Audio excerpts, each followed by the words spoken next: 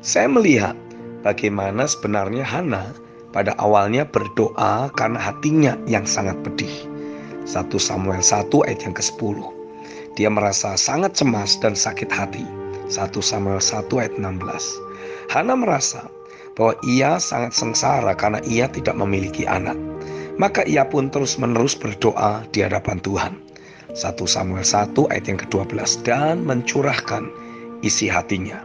1 Samuel 1 ayat 15. Ketika menyadari hal ini, Roh Kudus memberi saya pengertian bahwa kalaupun starting point seseorang dalam berdoa adalah karena kepedihan hati dan berdoa untuk meminta kepada Tuhan mengenai kebutuhan pribadinya, tetaplah berdoa. Terus-meneruslah berdoa di hadapan Tuhan seperti Hana. Saya mendapati bahwa ketika kita terus-menerus berdoa di hadapan Tuhan, nature hidup kita akan diubahkannya. Doa tidak pernah mengubah Tuhan. Doa sesungguhnya sedang mengubah nature kita.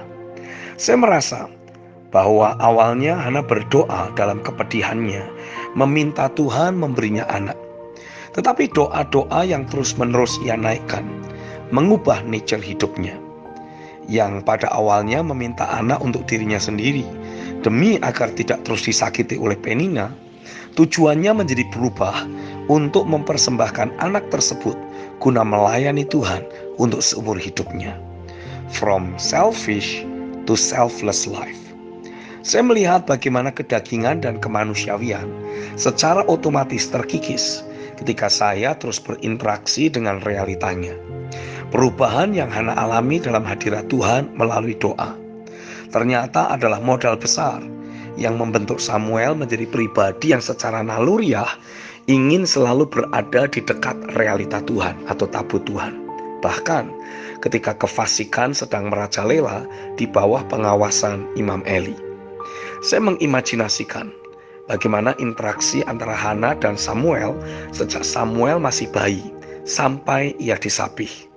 Pasti ada banyak benih destiny yang Hana terus katakan kepada Samuel, bahwa keberadaan Samuel adalah jawaban doanya, dan hidup Samuel adalah untuk melayani Tuhan seumur hidupnya.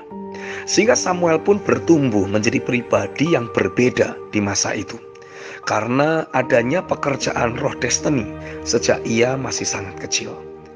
Wow, saya melihat bagaimana roh destiny tersebut bekerja begitu intens dalam hidup Samuel, membuat Samuel bertumbuh dalam kehausan dan kelaparan akan Tuhan. Padahal Samuel belum mengenal Tuhan. 1 Samuel 3 ayat yang ke-7. Tetapi secara naluriah, ia suka berada di dekat realita Tuhan atau dekat tabut Tuhan.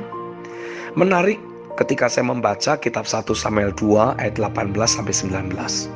Hana membuatkan Samuel baju efod, jubah kecil untuk dia melayani Tuhan, karena ia memang masih kanak-kanak. Ia berfungsi sebagai orang tua yang memperlengkapi Samuel untuk hidup menjadi pelayan Tuhan. Saya percaya ini adalah representasi dari seorang papa rohani yang terus memperlengkapi anak-anak rohaninya untuk mulai hidup menjadi pelayan Tuhan. Saya percaya bahwa ketika Samuel terus-menerus ada di dekat tabut Tuhan, bahkan ketika ia masih sangat muda, ia menjadi pelayan Tuhan.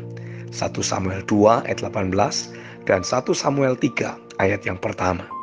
Menjadi pelayan Tuhan diambil dari kata syarat, yang berarti menjadi seorang penyembah, menanti-nanti dan melayani di hadapan Tuhan. Dalam ketidakmengertiannya, impartasi hati seorang penyembah dari Hana membawa Samuel jadi semakin dekat dengan momen perjumpaannya dengan Tuhan. Hari ini saya berdoa biarlah hati yang menyembah terus ada dalam hidup kita semua, dan bersiaplah untuk alami momen perjumpaan pribadi dengan Tuhan. Amin.